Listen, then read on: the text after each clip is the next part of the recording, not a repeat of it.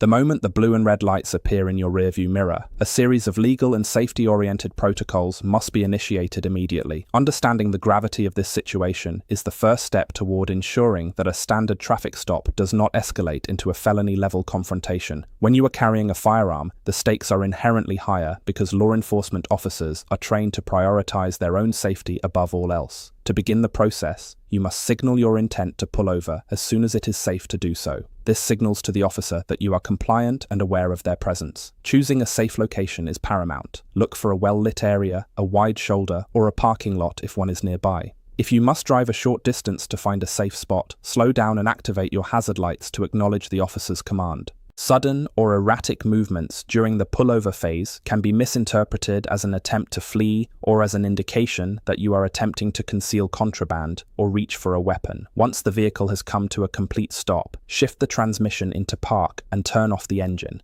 This act demonstrates that you have no intention of fleeing and removes one of the primary tools of danger, the vehicle itself, from the equation. As the officer approaches your vehicle, your primary objective shifts to establishing a visible environment of safety and transparency. This is not the time to search for your registration or reach into the glove box, especially if that is where your firearm is stored. The best practice is to roll down your driver's side window completely and, if it is dark outside, turn on your interior dome light. This simple act of illumination allows the officer to see into the vehicle as they approach, which significantly lowers their physiological stress levels. Place your hands clearly on the steering wheel at the 10 and 2 o'clock positions. Keep them there until you are specifically directed to move them. If you have passengers, they should also keep their hands visible, preferably resting on their laps or the dashboard. By maintaining this posture, you are communicating through your body language that you are not a threat. Avoid making any sudden movements, reaching under the seat, or digging into center consoles. Every action you take should be slow, deliberate, and preceded by a verbal explanation of what you are about to do. This creates a predictable environment for the officer, which is the cornerstone of a safe interaction when a firearm is present. The initial conversation with the officer often involves questions that seem routine but are designed to gather evidence or establish a basis for further investigation. An officer might ask, "Do you know why I pulled you over?" Or, "Where are you coming from tonight?" While it may feel natural to be helpful, you should be aware that these questions are part of a legal interrogation process. You are not legally required to provide information beyond what is necessary to identify yourself and the vehicle. Answering, "I don't know," or "I'm not sure," to the reason for the stop is a valid response that prevents you from inadvertently admitting to a traffic violation before the officer has even stated one. If you choose to answer questions about your destination or activities, keep your responses brief and neutral. However, you have a constitutional right to remain silent, which can be invoked politely by saying, "Officer, I prefer not to discuss my personal business, but I am happy to provide the required documentation." This transition leads directly into the next phase of the encounter, where the legal requirements for identification become the central focus. In every jurisdiction, you are legally obligated to provide specific documentation upon request during a traffic stop. This typically includes your driver's license, vehicle registration, and proof of insurance. If you are carrying a firearm and possess a concealed carry permit, you should have that permit ready as well, though you should never reach for it until the officer is aware of the situation. The manner in which you provide these documents is critical. If your wallet is in your back pocket and your firearm is on your hip, or if your registration is in the glove box where a firearm is also located, you must inform the officer of this before reaching for them. You might say, "Officer, my license is in my right rear pocket and I have a firearm on my right hip. How would you like me to proceed?" This verbal transparency prevents a sudden movement from being mistaken for a draw. The officer may choose to secure the weapon themselves, or they may simply tell you to keep your hands away from it while you retrieve your ID. Following their specific instructions to the letter is the only way to ensure the process remains professional and safe. The Fifth Amendment of the United States Constitution provides you with the right to avoid self-incrimination, a right that remains fully intact during a traffic stop. While you must provide identification, you are not required to participate in an interrogation regarding your history, your political views, or your reasons for carrying a weapon. Many individuals feel a social pressure to keep talking to fill the silence, but in a legal context, silence is often your best protection. Anything you say can and will be used against you in a court of law. If the officer begins to ask probing questions about your firearm, such as, "Why do you feel the need to carry that?" or "Have you ever had to use it?" you are well within your rights to decline to answer. A polite but firm statement such as, "I am exercising my right to remain silent," is sufficient. This does not mean you should be rude or obstructive.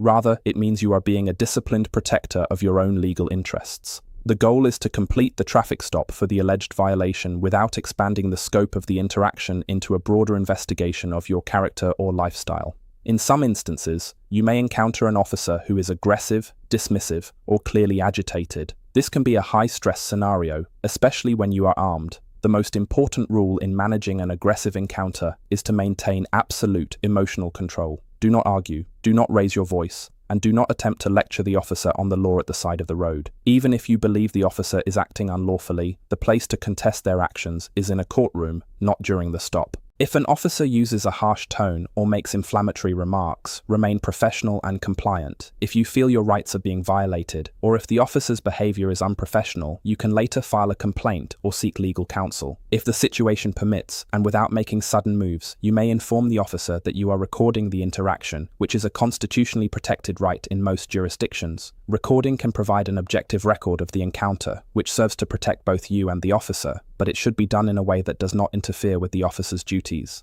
The legal requirement to disclose the presence of a firearm varies significantly from state to state, creating a complex patchwork of duty to disclose laws. In some states, such as Michigan or Ohio, you have an affirmative legal duty to immediately inform the officer that you are carrying a firearm and that you have a permit. Failure to do so the moment the officer approaches can result in immediate criminal charges. In other states, like Texas or Florida, the law may only require you to disclose the firearm if the officer specifically asks you if you are armed. Then there are states with no specific duty to inform unless the weapon is discovered during a lawful search. Understanding the specific statutes of the state you are in and any state you are traveling through is a non-negotiable responsibility for any gun owner. This is often referred to as knowing your AO, or area of operations. Ignorance of the law is never a valid defense in court. Some states even require you to disclose the firearm if it is merely in the vehicle, even if it is not on your person, while others distinguish between loaded and unloaded weapons. The consequences for failing to notify an officer in a duty to inform state can be severe and long-lasting. Beyond the immediate risk of a tense physical confrontation, the legal repercussions often include the immediate revocation of your concealed carry permit and a permanent mark on your criminal record. In many jurisdictions, this failure is classified as a misdemeanor, but depending on the circumstances and the specific state laws, it can escalate. A conviction for failing to disclose can disqualify you from obtaining a permit in other states that share reciprocity agreements. Furthermore, it creates a red flag in the law enforcement database associated with your driver's license. The next time you are pulled over, the officer's computer will alert them that you previously failed to disclose a weapon, which will almost certainly result in a much higher level of suspicion and a more aggressive tactical approach by the police. The long-term damage to your reputation as a responsible gun owner and your ability to legally protect yourself far outweighs the temporary discomfort of disclosing the weapon's presence. When it comes to the actual act of disclosure, the language you use is vital. You should never use the word gun as your opening statement. Shouting, "I have a gun," can cause an officer to reflexively draw their own weapon. Instead, use professional and calm terminology. A phrase like, "Officer, for your safety and mine, I want to inform you that I am a licensed concealed carry holder and I have a firearm currently located on my person," is the gold standard. This language identifies you as a law-abiding citizen and frames the disclosure as an act of cooperation and mutual safety. Wait for the officer to acknowledge this information before moving. They may ask where the weapon is located specifically. Answer clearly, "It is in a holster on my right hip," or "It is in the center console." Do not point to the weapon. Do not touch the weapon. If the officer asks to see your permit, tell them where it is located before you reach for it. This level of communication ensures that there are no surprises and that the officer feels in control of the scene at all times. To illustrate how these principles apply in the real world, consider the case of Elias Thorne, a veteran firearms instructor in the city of Oakhaven. Elias was pulled over for a broken taillight while carrying his sidearm. As the officer approached, Elias had his dome light on and his hands on the wheel. When the officer reached the window, Elias immediately stated, "Good evening, officer. I am a firearms instructor, I have a valid carry permit, and I am currently armed. My weapon is in a holster on my 3 o'clock position." Because of Elias's calm demeanor and immediate disclosure, the officer responded professionally. The officer thanked him for the notification and simply asked Elias to keep his hands on the steering wheel while he checked his license. The interaction remained cordial and brief. This case serves as a prime example of how professional conduct can de-escalate a potentially high-pressure situation. Contrast this with a scenario where a driver tries to hide a weapon or becomes defensive. Those situations often end with the driver being ordered out of the car at gunpoint and detained in handcuffs while the vehicle is searched. In the modern era, digital security is an often overlooked aspect of traffic stops. Your smartphone likely contains a wealth of personal information, and during a stop involving a firearm, an officer might ask to see your phone or even attempt to seize it. It is important to know that you are not required to unlock your phone for an officer without a warrant. If you are using your phone to record the interaction, ensure that it is mounted on a dashboard holder so you are not handling it. Furthermore, be aware of the legal difference between biometric locks, fingerprint or Face ID, and passcodes. In many jurisdictions, courts have ruled that police can compel you to provide a fingerprint or facial scan to unlock a device, but they cannot compel you to reveal a memorized passcode, as the latter is protected by the Fifth Amendment's privilege against self-incrimination. If you are concerned about your digital privacy during an encounter, it may be wise to disable biometric unlocking before the officer reaches your window. There may come a point during the stop where the officer decides to take temporary possession of your firearm. This is often done for officer safety and is generally upheld by courts as a reasonable measure. However, you should never initiate the handover. You should only relinquish the weapon if the officer specifically commands it. If the officer asks you to step out of the vehicle, do so slowly. If they intend to remove the weapon from your holster, keep your hands in the air and do not move. If they ask you to remove the weapon and hand it to them, which is rare and generally considered poor procedure, ask for clarification on exactly how they want you to hold it. Usually the officer will remove the weapon themselves while you are in a position of disadvantage, such as leaning against the car with your hands on the roof. It is also vital to understand the limits of consent. An officer might say, "You don't mind if I take this back to my car to run the serial numbers, do you?" This is a request for consent. You have the right to say, "Officer, I do not consent to any searches or seizures of my property, though I will comply with your lawful orders." This preserves your legal standing to challenge the seizure later. The question of whether passengers must disclose the presence of a firearm is another legal grey area that depends on the jurisdiction. Generally, a passenger is not the subject of the traffic stop unless the officer has reasonable suspicion that the passenger is involved in criminal activity. However, if a passenger is also armed, the duty to disclose laws of that state may still apply to them. In some states, anyone in the vehicle who is carrying must inform the officer. In others, only the driver is required to speak. As a general rule of safety, if a passenger is armed, it is often best for the driver to include that in their initial disclosure. "Officer, I am armed, and my passenger is also a permit holder and is currently armed." This prevents the officer from discovering a second weapon by surprise later in the stop, which could be perceived as a coordinated threat. Passengers should remain silent and still unless spoken to directly by the officer, following the same hands visible protocol as the driver. A critical intersection of law involves the presence of firearms and the consumption of alcohol or controlled substances. Even in states with very permissive gun laws, there is almost universally a zero-tolerance policy for carrying a firearm while under the influence. If an officer suspects you of DUI and finds a firearm in the vehicle, the legal consequences are exponentially more severe. In many states, the legal limit for blood alcohol content is much lower for someone carrying a firearm than it is for someone just operating a car. Furthermore, the presence of even a small amount of a controlled substance, including legal medical marijuana in some jurisdictions, can lead to federal prohibited person charges if a firearm is involved. The legal advisory here is absolute. Never carry a firearm if you have consumed any amount of alcohol or drugs.